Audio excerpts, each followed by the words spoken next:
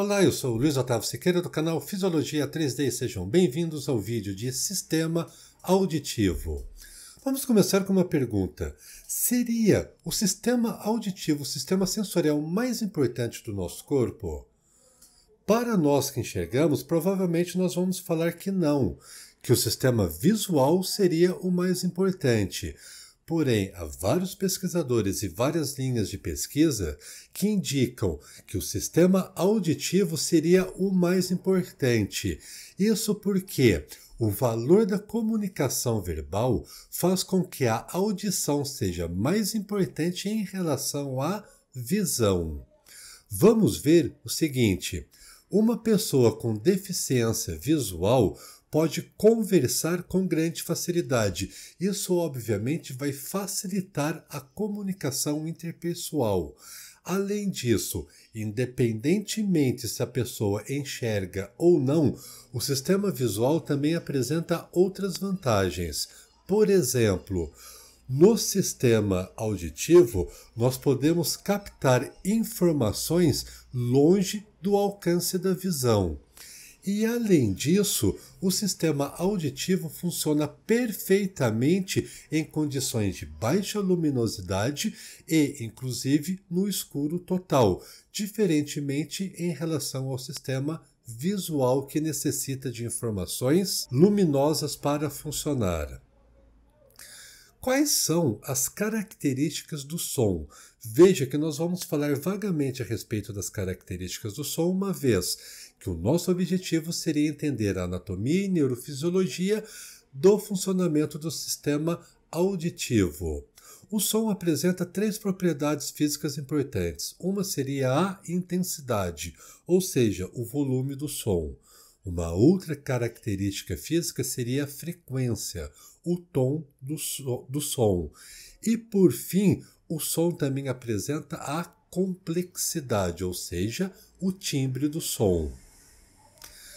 Para que a gente consiga captar as vibrações periódicas que o ar produz, e essas vibrações são chamadas de ondas sonoras, nós apresentamos, tanto do lado esquerdo quanto do lado direito da cabeça, estruturas anatômicas especializadas para captar o som. Essas estruturas são as orelhas. As orelhas são estruturas predominantemente cartilaginosas recobertas por pele.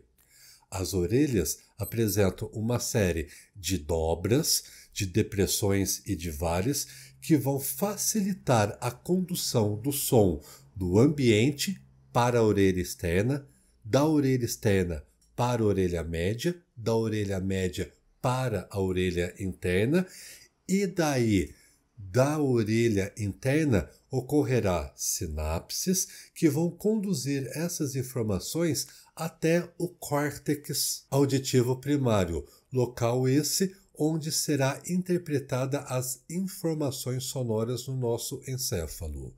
Vamos começar a estudar, então, a respeito da anatomia da orelha, a estrutura anatômica especializada para captar o som. A orelha externa apresenta uma série de giros, uma série de dobras e depressões que vão captar e afunilar as ondas sonoras.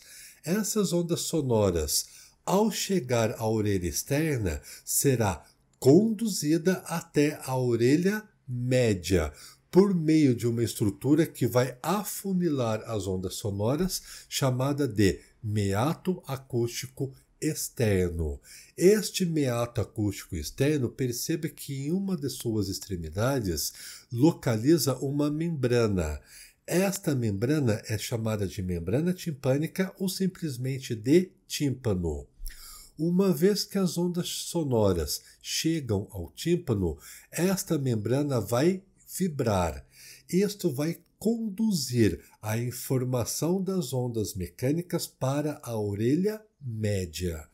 Se nós olharmos nesta figura agora, veremos as estruturas anatômicas da orelha média.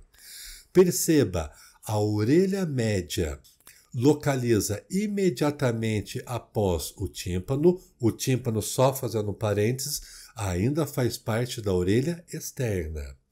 A orelha média é uma pequena cavidade oca onde nós encontramos 3 ossículos e 2 músculos. Vamos ver a importância desses ossículos e desses músculos para o bom funcionamento das vias auditivas. Vamos começar a falar a respeito dos ossículos. Existem 3 pequenos ossos no interior da orelha média. São esses ossos: o martelo, a bigorna e o estribo. Esses ossos vão relacionar entre si e transmitir a informação da vibração da membrana timpânica para a orelha interna. Vejamos primeiramente como é a relação anatômica desses 3 ossículos. Perceba, o martelo está comunicando com a bigorna e a bigorna, por sua vez, está comunicando com o estribo. Se nós olharmos agora a relação anatômica desses 3 ossículos no interior da orelha média, nós teremos uma imagem semelhante a essa, onde nós estamos vendo a membrana timpânica. Da membrana timpânica, perceba que existe uma comunicação com o martelo. O martelo vai ser vibrado mediante a vibração da membrana timpânica. Esta vibração vai ser conduzida do martelo para a bigorna e, consequentemente, da bigorna para o estribo. A função, então, desses 3 ossículos seria de amplificar a vibração que chegou no tímpano. E quem está estimulando o tímpano? As ondas sonoras. Além disso, nós temos 2 músculos no interior da orelha média. Esses 2 músculos são o músculo tensor do tímpano e também o músculo estapédio.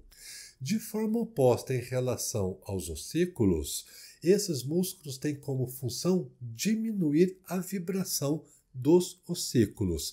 Desta maneira, com a contração do músculo tensor do tímpano, mais a contração do músculo estapédio, que nós temos esse músculo em destaque nesta região da figura, perceba um detalhe, uma curiosidade: o estapédio é o menor músculo esquelético que nós temos no nosso corpo.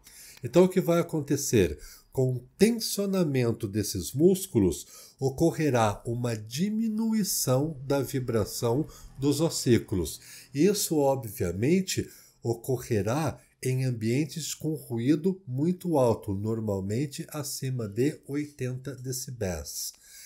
Essa contração dessa musculatura dos 2 músculos visa proteger a via auditiva contra ruídos altamente excessivos. Da orelha média ocorrerá a transmissão da informação para a orelha interna. Isso porque o estribo vai comunicar com uma estrutura relacionada com a orelha interna chamada de janela oval. Nós vamos ver isso em breve. Olha o que acontece agora. A orelha interna apresenta esta característica. A orelha interna, essa estrutura que está pintada em azul, fica localizada no osso temporal e é dividida em 2 porções. Uma porção é denominada de cóclea. A cóclea é a porção da orelha interna relacionada com a audição. Uma outra região da orelha interna recebe o nome de labirinto. O labirinto é uma estrutura relacionada com o equilíbrio. Vamos pegar a orelha interna, dissecar e aumentar para a gente ver mais detalhes dessa estrutura. Perceba então nessa figura que a orelha interna é formada por 2 regiões. Essas regiões seriam a cóclea, relacionada com a audição, e o labirinto, relacionado com o equilíbrio. Nós não vamos falar nesse vídeo a respeito do labirinto, mas veja que anatomicamente o labirinto é formado por 3 canais semicirculares. O canal semicircular anterior, o canal semicircular posterior e também o canal semicircular lateral. Essas estruturas envolvidas com o equilíbrio. Já a cóclea, a parte da orelha interna relacionada com a audição, é formada pela janela oval. Acabamos de falar que na janela oval o estribo faz uma comunicação com uma membrana que está recobrindo a janela oval e esta membrana vai conduzir a informação da orelha média para a orelha interna. Esta informação vai fazer a movimentação de líquidos contida no interior da cóclea. Perceba que a cóclea se assemelha a um caracol, por isso o nome cóclea. A cóclea é um órgão essencialmente relacionado com a audição.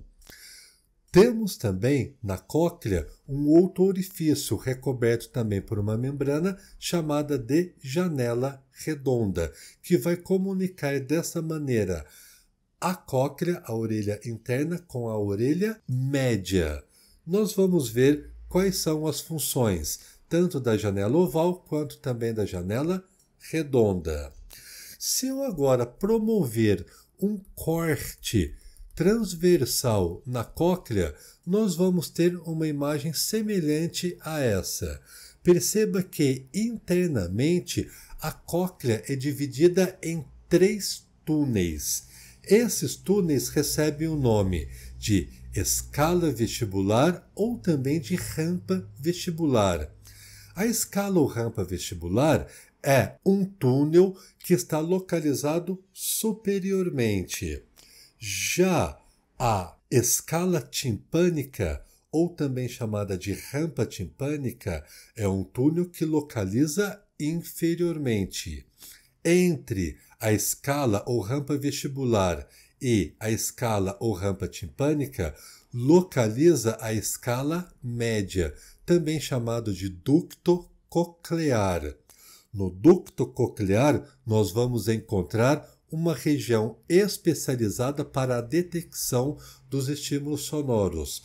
A região em questão recebe o nome de órgão de corte. Tudo isso nós vamos ver o funcionamento e as suas relações anatômicas. Mas, primeiramente, eu gostaria de fazer o seguinte. Eu cortei a cóclea para que a gente possa ver internamente como é essa estrutura. Agora o que eu vou fazer? Eu vou desespiralizar a cóclea para facilitar o nosso estudo. Desespiralizando a cóclea, olha o que nós encontramos.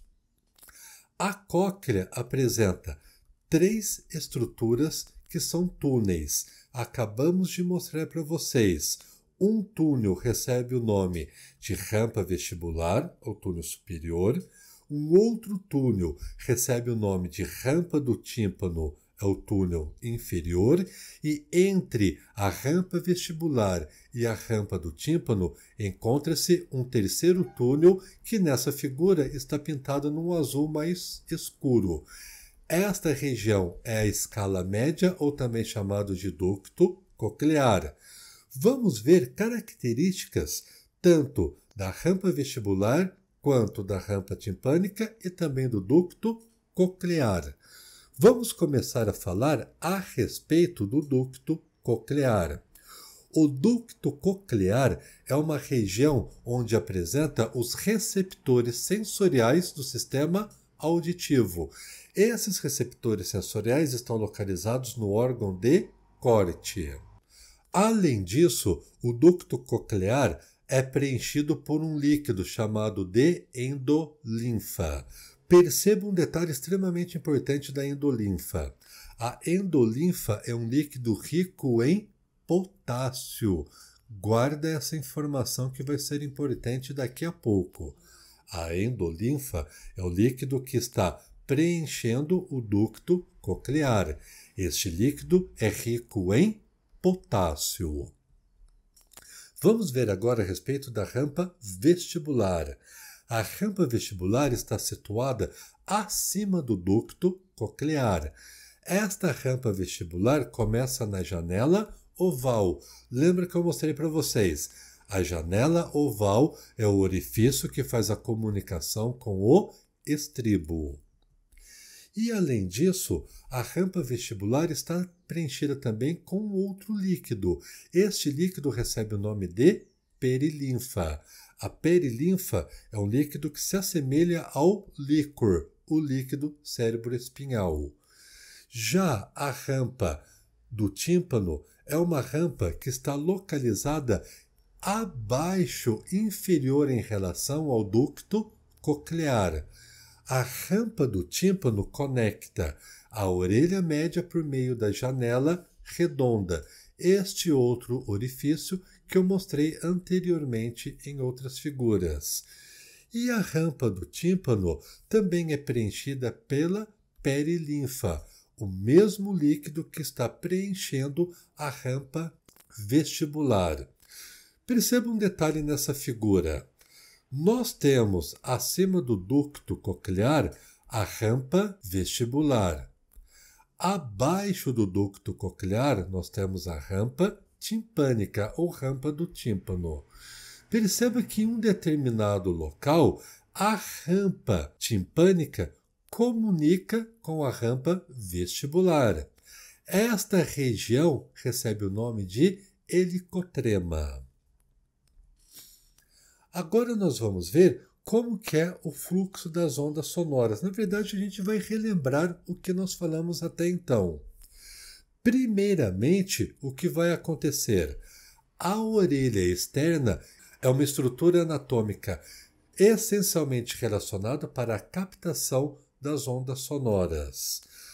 A orelha externa capta as ondas sonoras, conduz essas ondas pelo meato acústico externo e essas ondas agora vão vibrar o tímpano. O tímpano vibrando vai vibrar uma coleção de ossículos contidos no interior da orelha média.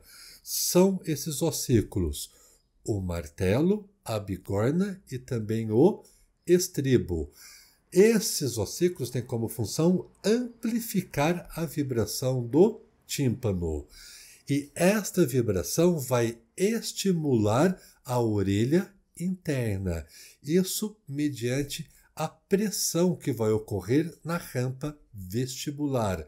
Aquele canal, aquele túnel que está localizado acima do ducto coclear.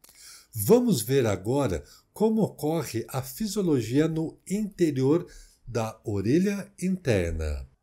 Agora nós vamos ver a dissipação das ondas sonoras.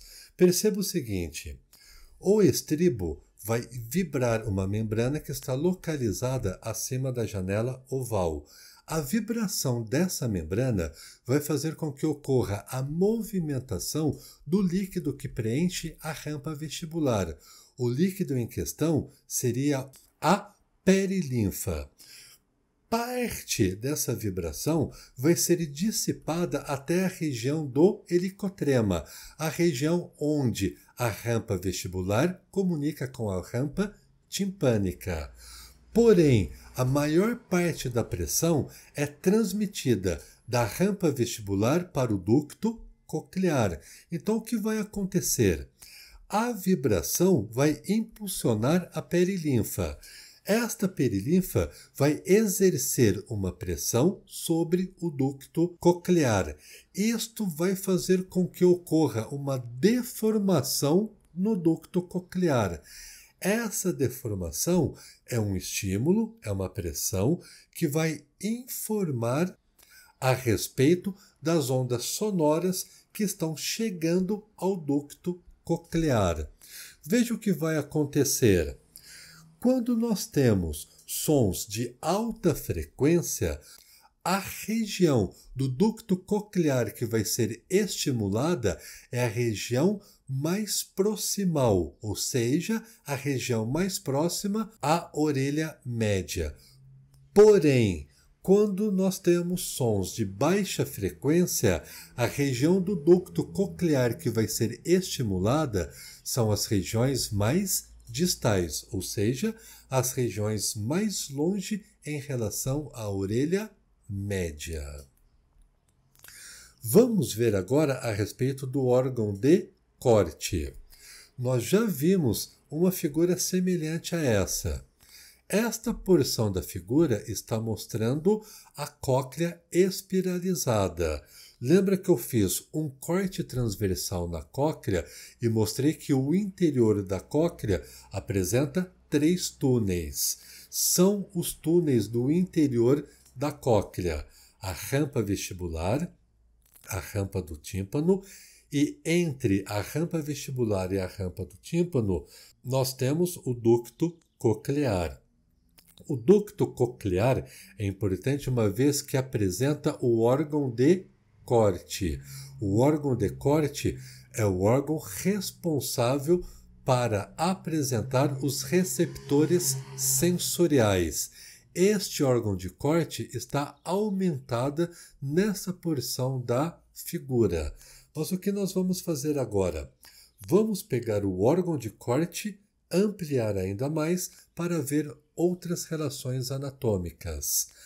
Aumentando o órgão de corte, perceba que essa estrutura relacionada com a percepção dos estímulos sonoros está repousando sobre uma membrana.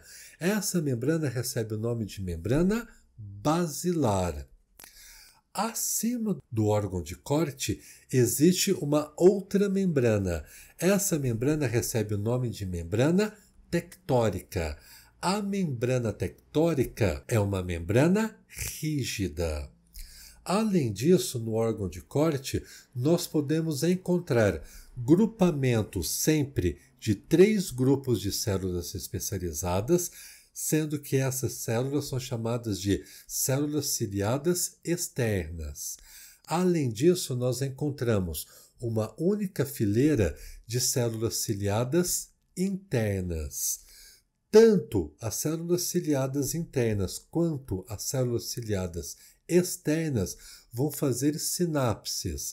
Essas sinapses vão ocorrer com o ramo coclear do 8º par de nervo craniano. O 8º par de nervo craniano é o nervo vestíbulo coclear. É o nervo que vai transmitir as informações, tanto de equilíbrio quanto de audição, da orelha interna para o encéfalo. Vamos ver ainda mais relações a respeito das células ciliadas. As células ciliadas nada mais são do que mecanorreceptores, receptores que vão funcionar mediante estímulos mecânicos. E essas células ciliadas apresentam na extremidade apical da célula estereocílios. Vejam o seguinte: as células ciliadas externas fazem contato direto com a membrana tectórica através dos estereocílios. Por outro lado, as células ciliadas internas fazem contato diretamente com a endolinfa, não comunicam com a membrana tectórica.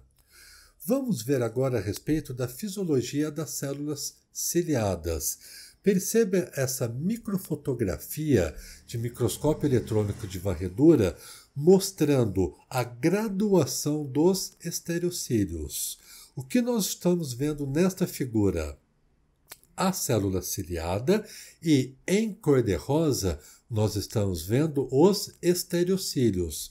Perceba nesta região da figura que os estereocílios estão em graduação, ou seja, há estereocílios de tamanho pequeno, médio e também de tamanho grande. Esses estereocílios vão vibrar de um lado e de outro, e isso vai permitir a comunicação nervosa das células ciliadas com o 8º par de nervo craniano, e este 8º par de nervo craniano leva a informação até o encéfalo. Vamos ver como ocorre a fisiologia das células ciliadas.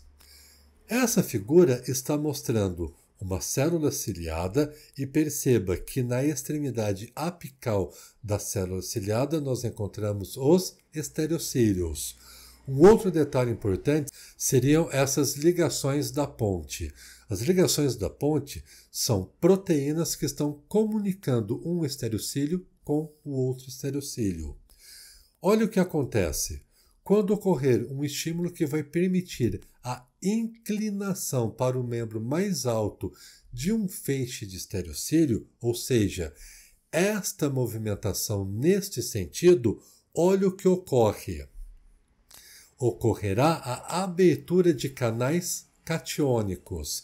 Esses canais catiônicos vão permitir o influxo de potássio da endolinfa para o interior da célula. Lembra que eu falei para vocês, guarda a informação que a endolinfa é rica em potássio, que vai ser importante. A importância está ocorrendo agora. O que vai acontecer?